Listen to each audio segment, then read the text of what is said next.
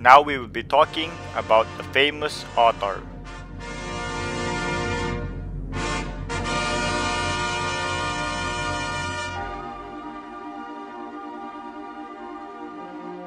Jules Verne is a 19th century French author, famed for such revolutionary science fiction novels such as Around the World in 80 Days and 20,000 Leagues Under the Sea. It all began when he was born on February 8, 1828, in Nantes, France, a busy maritime port city. His parents were Pierre Verne, an attorney originally from Provence, and Sophie Alotte de la Feuille, a Nantes woman from a local family of navigators and ship owners. Verne has one brother, Paul, and three sisters, Anna, Mathilde, and Marie. In his hometown, Verne was exposed to vessels departing and arriving, sparking his imaginations for travel and adventures, such as in 1834, at the age of 6, when he was sent to a boarding school and his teacher, Madame Samba, a widow of a naval captain who had disappeared some 30 years before, told her students about her husband, who was shipwrecked, a castaway, and he would eventually return from his deserted island paradise. It stayed with Verne throughout his life and appeared in many of his novels, including The Mysterious Island, Second Fatherland, and The School for Robinsons. He also took vacations at Brance, in the house of his uncle Prudent Alotte, a retired ship owner who had gone around the world. Verne took joy playing Game of the Goose with his uncle, and both the game and his uncle's name will be memorialized in two late novels, The Will of an Eccentric and Robur the Conqueror. By 1847, when Verne was 19, he had taken seriously into writing long works in the style of Victor Hugo. However, his father took it for granted that Verne, being the firstborn son of the family, would not attempt to make money in literature, but would instead inherit the family law practice. So Verne was sent to Paris, primarily to begin his studies in law school, and secondarily to distance himself from Nantes. After a short stay in Paris, where he passed first-year law exams, Verne returned to his town for his father's help in preparing for the second year. In between years, he fell in love with several women, but those women were betrothed and married to men their senior, with stable jobs and prominent in society. This requited but aborted love affairs seems to have permanently marked the author and his work. His novels include a significant number of young women married against their will, such as Grande in Master Zacharias, Sava in Matthias Sandorf, and Ellen in Floating City.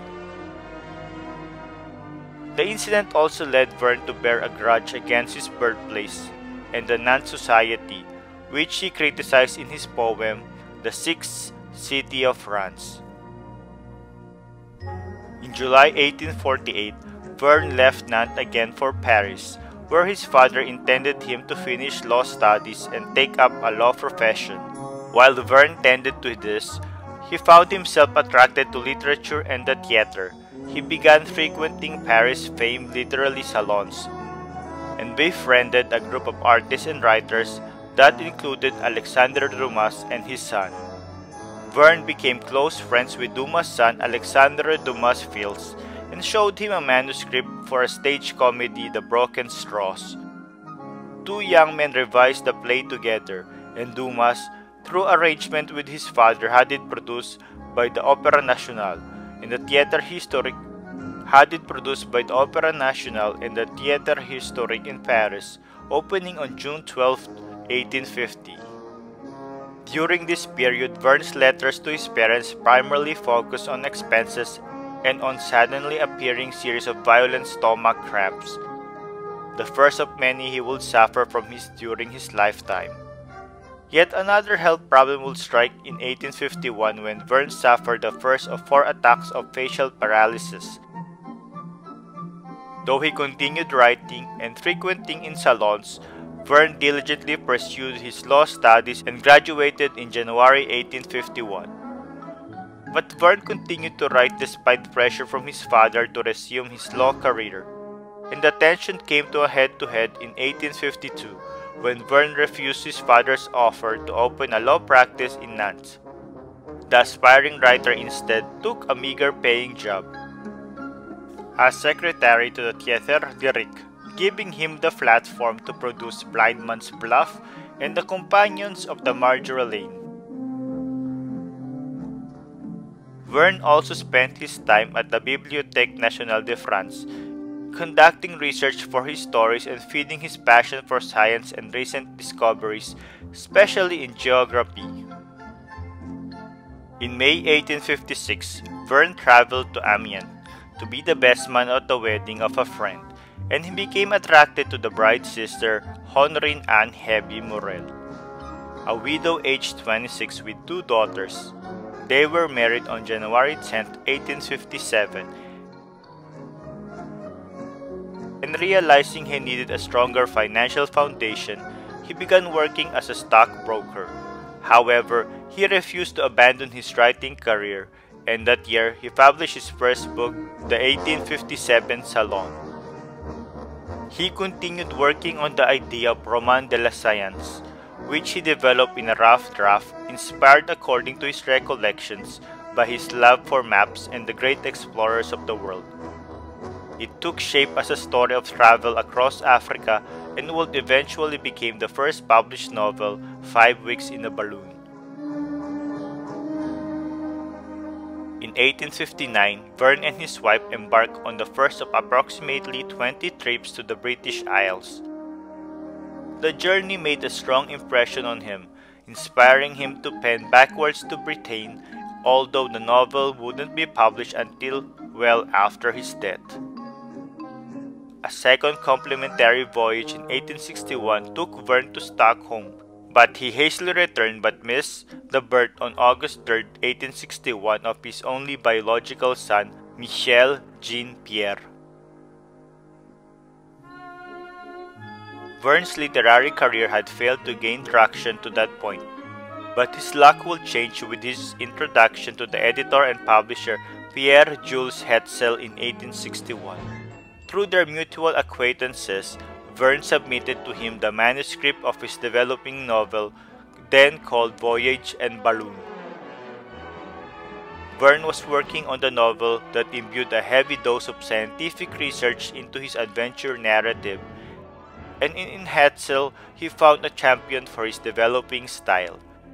Hetzel suggested improvements and Verne made the proposed revisions within 2 weeks and returned it with a final draft, now titled 5 Weeks in a Balloon.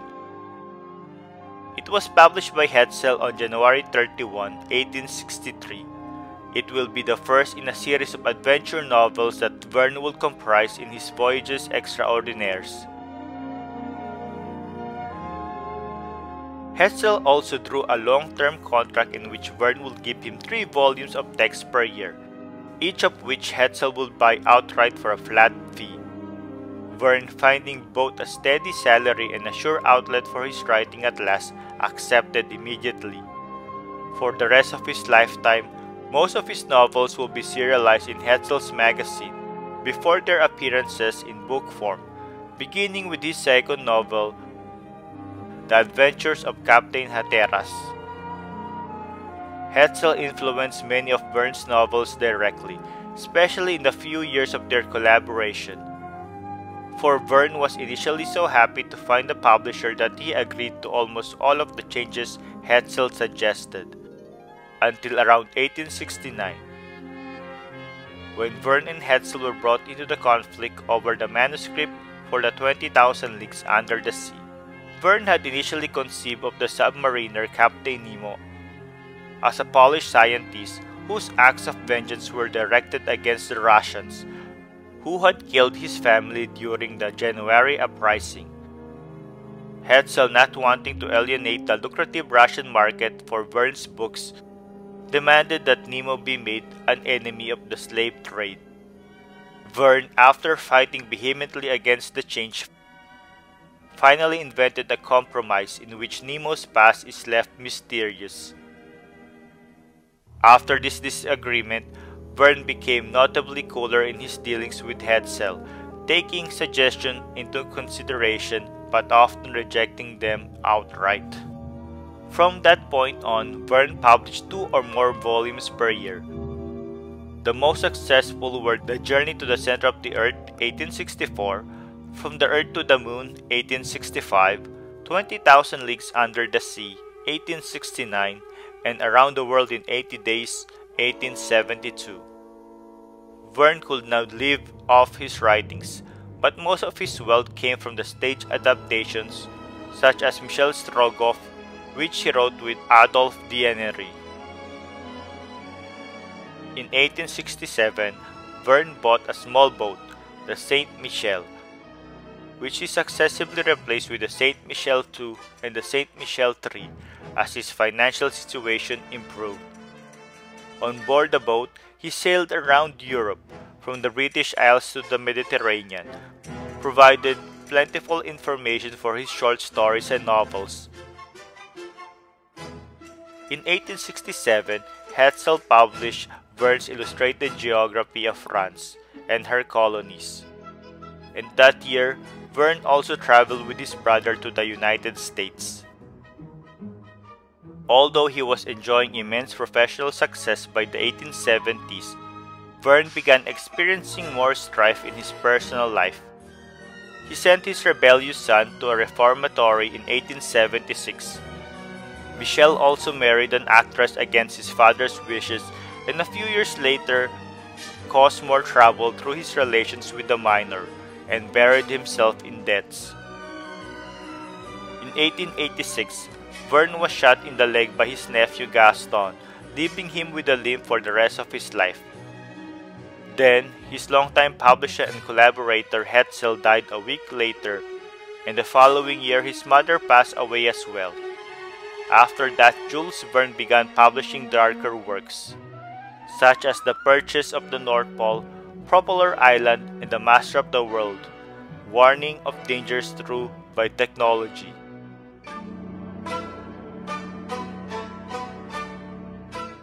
Having established his residence in the northern French city of Amiens, Verne began serving on its city council in 1888, where he championed several improvements and served for 15 years. On March 24, 1905, while ill with chronic diabetes and complications from a stroke which paralyzed his right side, Verne died at his home. To this, I need to mention his interesting tomb. It was sculpted by Albert Roos in 1907, 2 years after his death. The sculpture is called Towards Immortality and Eternal Youth. It featured a dramatic sculpture of a man pushing his way out of the earth, reaching to the heavens. Today, it is a popular tourist attraction.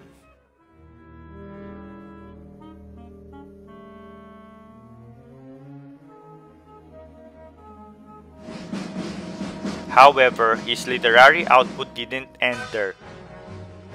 By the time of his death, Verne's relationship with his son had improved. Michel assumed control of his father's uncompleted manuscripts. Over the following decade, The Lighthouse at the End of the World, Invasion of the Sea, The Golden Volcano, and The Chase of the Golden Meteor were all published following extensive revisions from the Sun. Additional work surfaced decades later. In 1989, Verne's great-grandson discovered his ancestors' as yet unpublished novel Paris in the 20th Century, which was subsequently published in 1994. It was originally considered too far-fetched with its depictions of skyscrapers, gas-fueled cars, and the mass transit systems. All in all, Verne authored more than 60 books, as well as dozens of plays, short stories, and librettos. He conjured hundreds of memorable characters and imagined countless innovations years before their time, including the submarine, space travel, terrestrial flight, and deep-sea exploration. His works of imagination and the innovation and inventions contained within have appeared in countless forms, from motion pictures to the stage to television. Often referred to as the father of science fiction, Verne is the second most translated writer of all time behind Agatha Christie, and his writings on scientific endeavors have sparked the imaginations of writers, scientists, and inventors for over a century. In 1954, the United States Navy launched the world's first nuclear-powered submarine, named for Verne's Nautilus. And for more than 130 years, adventurers followed in the footsteps of Verne's fictional hero Phileas Fogg by attempting to circumnavigate the globe in record-breaking times. Verne and his enduring popular Voyages Extraordinaires continue to remind us that one man can imagine, another will someday be able to achieve. To know more about him, we will next visit his home in Amiens. Till next time guys, don't forget to hit like, share, and subscribe. Bye!